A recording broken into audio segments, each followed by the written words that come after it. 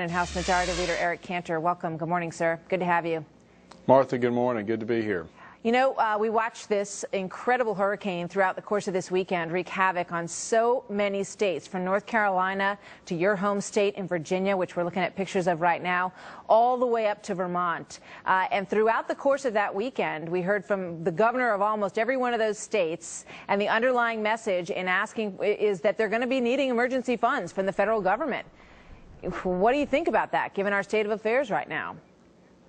Well, you know, listen, there's no question that the people of the Commonwealth of Virginia have been through an awful lot over the last week. As you recall, the epicenter of that earthquake was actually in central Virginia in my district, with some significant damage in certain areas from that. And then right on the heels of that, we had Hurricane Irene. This is a time and an appropriate instance where there's a federal government role. And the governor today is out surveying the damage, especially in the low-lying areas in the Hampton Roads area of the state.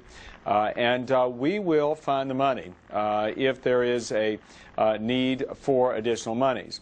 But where we are, Martha, is those monies are not unlimited. And what we've always said is we've offset that which has already been funded. And in fact, the House of Representatives passed a bill already and has sent it over to the Senate, in which there's over $1 billion in disaster relief money that is paid for. And in fact, we said this is a priority, and we'll find other places to save so that fund this kind of role that the federal government needs to play. But the Senate hasn't acted, so hopefully the Senate will come back to Washington and pass that bill. But obviously, you know, given your background and everything you've said, you believe that any federal money that comes out for Hurricane Irene needs to be met dollar for dollar with spending cuts? Is that right? Well, again, the House has already acted and has already funded over $1 billion for additional disaster relief money. That money has been offset by savings elsewhere.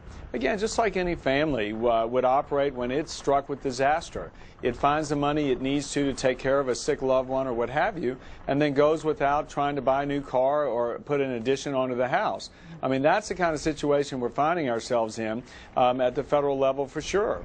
You know, taxpayers, you know, they're the ones funding this government, and unfortunately the government continues to borrow money and to spend money it doesn't have. As you know, over the last 7 months, we've been trying to address that situation so we can turn the economy around. But in instances like this, yes, there's a federal role. Yes, we're going to find the money. We're just going to need to make sure that there are savings elsewhere to continue to do so. Yeah. But at the end of the day, Martha, the House has already acted. We've appropriated the monies. We're waiting for the Senate to act. But we've seen how that goes with most of these financial issues in the past, and that is that the Senate does not act on it. So what would you do? You know, FEMA is very underfunded at this point. They really have not replenished their coffers since after Hurricane Katrina. You know, and the likelihood that that money is going to come from someplace that puts us deeper into debt would be pretty good, right? Well, I mean, listen, the president's got to get involved here, too. The president has already responded to Governor McDonnell's request for a declaration of a state of emergency in Virginia, and I'm sure many of the other East Coast states are in the same spot.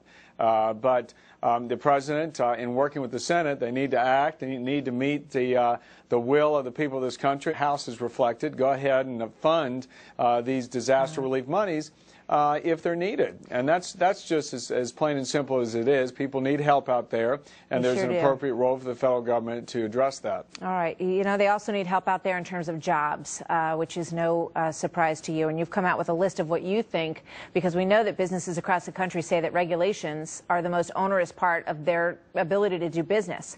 You have a really specific list of 10 things that you think are the worst of the worst in terms of these regulations that you put out today. Tell me about that. Well, sure, Martha. You know, we're dealing with two crises in this country, for sure. We know that there's a federal debt crisis that has been caused by decades of mismanagement from a fiscal policy standpoint and other decisions that have been made. We have begun to address that over the last half a year. We also have a very critical jobs and growth crisis. And what we're looking to do as we return to Washington next week is to focus on how we stop the federal government from making it so difficult for small business people to create jobs. because after all, it is the middle class that's suffering. The best antidote to troubles economically right now is to make sure that people have enough work.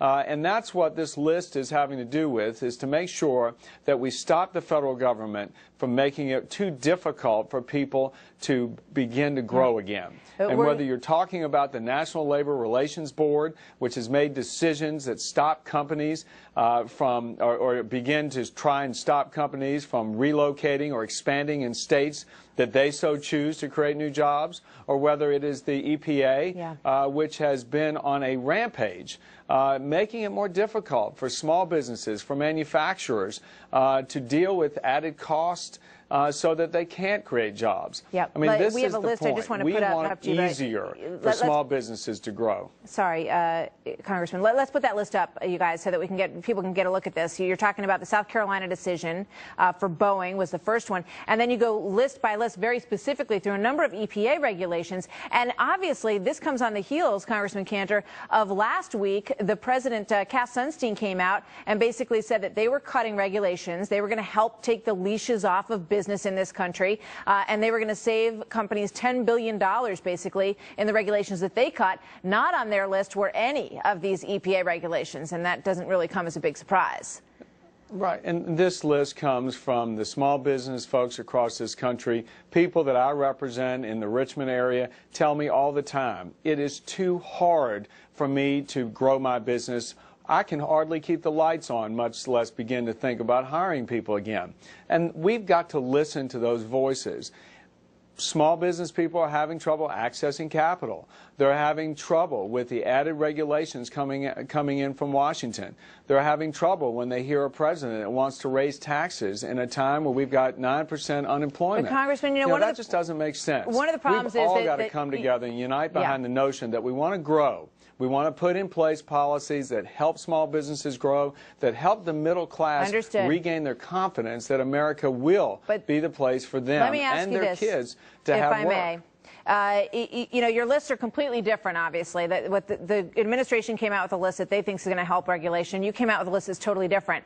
We're going to get a jobs number next Friday that is already anticipated to possibly be a negative number for the first time in quite some time. So the American people are going to look to you, and they're going to look to the administration and say, you guys need to stop coming up with completely different lists, and you need to figure out a way to work together to get some jobs growing in this country. What would you say to that?